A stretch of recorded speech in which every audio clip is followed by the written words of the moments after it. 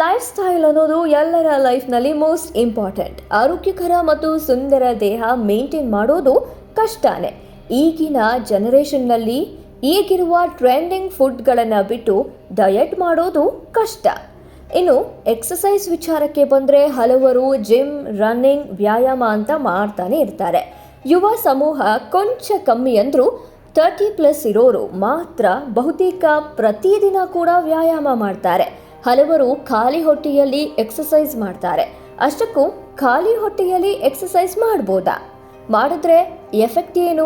ಈ ಬಗ್ಗೆ ನಿಮಗೆ ನಾವು ಹೇಳ್ತೀವಿ, ಕೇಳಿ. ಹೌದು, ಅನೇಕರು ಬೆಳಗ್ಗೆ ವ್ಯಾಯಾಮ ರೂಢಿಸಿಕೊಂಡಿದ್ದಾರೆ. ಎದ್ದ ತಕ್ಷಣ ವ್ಯಾಯಾಮ ಮಾಡ್ತಾರೆ. ಆದರೆ ಖಾಲಿ ಹೊಟ್ಟೆಯಲ್ಲಿ ಮಾಡಬೇಕಾ? ಏನಾದರೂ ತಿಂದು ವ್ಯಾಯಾಮ ಮಾಡುವುದು ಒಳ್ಳೆಯದಾ ಎಂಬ ಅನುಮಾನ ಬಹುತೇಕ ಮಂದಿಗಿರುತ್ತೆ. ಹಲವರು ತೂಕ ಇಳಿಸಿಕೊಳ್ಳಲು ವ್ಯಾಯಾಮ ಮಾಡ್ತಾರೆ. ಕೆಲವರು ಜಿಮ್ಗೆ ಓಡ್ತಾರೆ.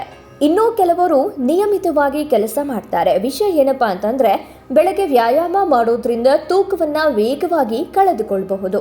ಅಂದಹಾಗೆ ಅಸಲಿ ವಿಚಾರ ಏನಂದ್ರೆ, ನಿದ್ದೆ ಮಾಡಿದ ನಂತರ ಗ್ಲೈಕೋಜನ್ ದೇಹದಲ್ಲಿ ಖಾಲಿ ಆಗುತ್ತೆ.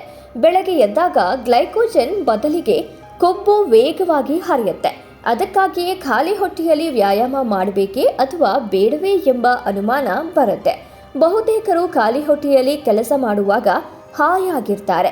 ಕೆಲವು ಮಂದಿ ತೊಂದರೆಗೆ ಸಿಕ್ಕಾಕೊಳ್ತಾರೆ. ಅಸಲಿಗೆ ಖಾಲಿ ಹೊಟ್ಟೆಯಲ್ಲಿ ವ್ಯಾಯಾಮ ಮಾಡೋದು ಒಳ್ಳೆಯದಲ್ಲ.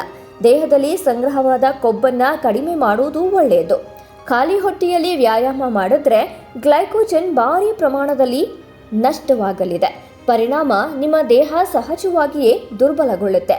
ಇಂಥ ಪರಿಸ್ಥಿತಿಯಲ್ಲಿ ವ್ಯಾಯಾಮ ಮಾಡೋದು ಕಷ್ಟವಾಗುತ್ತೆ.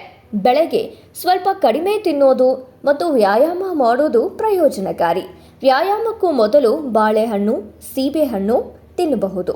ಬಾಳೆಹಣ್ಣು ತಿಂದರೆ ದೇಹ ಸದೃಢವಾಗುತ್ತೆ. ಹೊಟ್ಟೆ ತುಂಬ ಆಹಾರ ಸೇವಿಸಿ ವ್ಯಾಯಾಮ ಮಾಡೋದು ಕಷ್ಟದ ಕೆಲಸ. ಸೊ ಖಾಲಿ ಹೊಟ್ಟೆಯಲ್ಲಿ ವ್ಯಾಯಾಮ ಮಾಡೋದು ಕೊಂಚ ಅವಾಯ್ಡ್ ಮಾಡೋದು ಬೆಟರ್ ಅನ್ನೋದು ಕೆಲವು ವೈದ್ಯರ ಅಭಿಪ್ರಾಯವಾಗಿದೆ.